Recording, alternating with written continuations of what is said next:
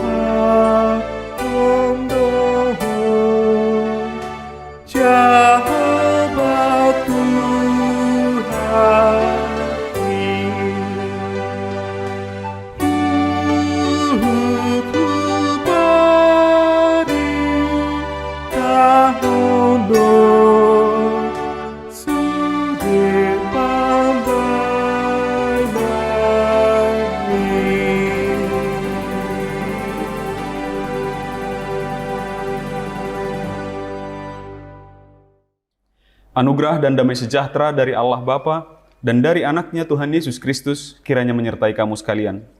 Amin. Firman Tuhan untuk kita pada pagi hari ini tertulis dalam Injil menurut Lukas, pasal 22 ayat 35. Saya akan bacakan. Lalu ia berkata kepada mereka, "Ketika aku mengutus kamu dengan tiada membawa pundi-pundi, bekal, dan kasut, adakah kamu kekurangan apa-apa?" Jawab mereka, "Suatu pun tidak." Dalam bahasa Batak dikatakan, "Klausnin nama madok nasida, ujuh suru hamu somar hajut, somar hadde-hadde, somar sipatu pe, dung do hamu hurangan, jadi didok nasida ma dang dung."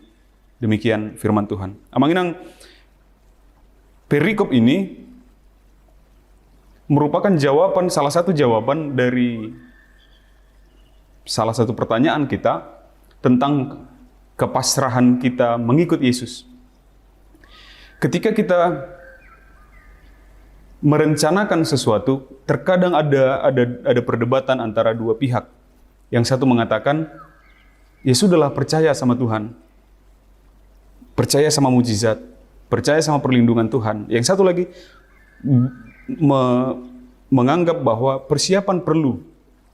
Bagaimana kalau ini, bagaimana kalau ini, bagaimana kalau ini. Jadi butuh persiapan, butuh taktik, butuh strategi, dan yang lain. Yang lain, ya sudah berharap penuh sama Tuhan. Lalu, yang manakah seharusnya yang kita lebih imani, lebih jalani?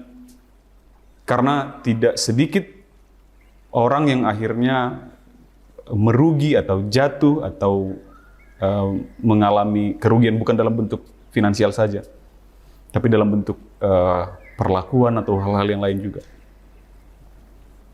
Maka di dalam perikop ini yang tidak boleh kita baca hanya ayat ini saja, Lukas mau menerangkan, Lukas mengingatkan para pembacanya tentang kisah Yesus, pengajaran Yesus kepada para pembacanya. Ketika para murid suatu kali pernah diutus oleh Yesus tanpa membawa bekal apapun,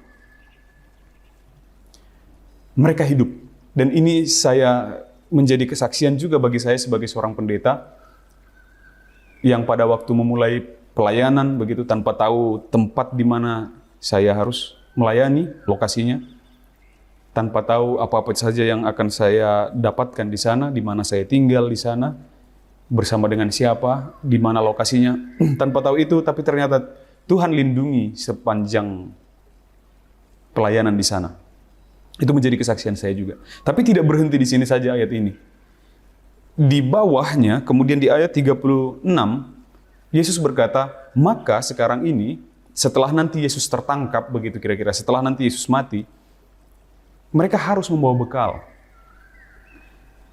Mereka harus membawa pundi-pundi, mereka harus membawa bekal, bahkan ada satu ayat yang mengatakan, bahkan di kalimat terakhir dikatakan, mereka harus menjual jubah dan membeli pedang. Lalu di penutupnya di ayat yang terakhir dikatakan 2 pedang itu cukup. Ternyata para murid sudah punya 2 pedang dan itu sudah cukup. Untuk apa? Nanti ketika Yesus sudah tertangkap, sudah mati naik ke surga, tidak bersama-sama lagi secara fisik dengan para murid, mereka akan jadi bahan bulan-bulanannya orang Yahudi dan orang Romawi. Tidak ada lagi yang akan membela mereka. Mereka akan mengalami persekusi demi persekusi. Maka mereka butuh strategi, mereka butuh taktik, mereka butuh tadi pundi-pundi tadi. Mereka butuh bekal mereka tadi. Mereka butuh pedang, bukan untuk menyerang, tapi untuk bertahan. Begitu kira-kira yang mau diajarkannya. Maka ketika kita punya rencana juga, ketika kita punya keinginan, kita punya impian, benar berharap kepada Tuhan, berdoa kepada Tuhan adalah jaminan nomor satu, adalah hal yang paling penting, adalah langkah nomor satu yang harus kita jalani. Tapi perencanaan pun adalah perlu, taktik pun adalah perlu, strategi pun adalah perlu, hal yang penting untuk ini, untuk itu, untuk itu. Itu buktinya bahwa kita juga bekerja untuk doa kita. Itu yang dikatakan oleh Martin Luther, ora et labora, bekerja dan berdoa begitu. Doakan apa yang kau kerjakan, kerjakan apa yang menjadi doamu. Jadi bukan pasrah secara penuh kepada doa kita, itu namanya malas-malesan.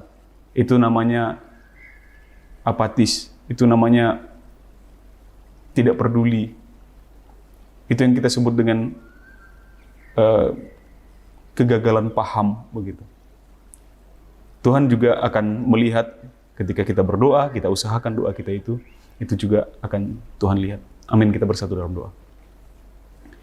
Ya Allah Bapa, kami mengucap syukur atas penyertaan-Mu kepada kami hingga pada saat hari ini. Terima kasih atas firman-Mu yang mengingatkan kami bahwa Engkau Tuhan menyertai kami sehari-hari, setiap langkah, setiap pekerjaan, setiap aktivitas, terlebih lagi dalam hal pelayanan. Engkau yang memenuhi segala kebutuhan kami. Ajarkan kami Tuhan untuk tetap bersyukur untuk itu, dan kuatkan kami, berikan kami kebijaksanaan, berikan kami kepintaran ya Bapa, untuk mempersiapkan segala bentuk pelayanan kami dan kehidupan kami selama Engkau perbolehkan kami di dunia ini. Berkati segala aktivitas kami sepanjang hari ini Bapa, biarlah berjalan penuh sukacita dan damai sejahtera yang daripada-Mu. Di dalam nama Anak-Mu Yesus Kristus kami berdoa dan mengucap syukur. Amin. Demikian renungan bagi kita untuk hari ini, Manginang. Sampai jumpa di hari esok. Selamat beraktivitas. Tuhan memberkati. Horas.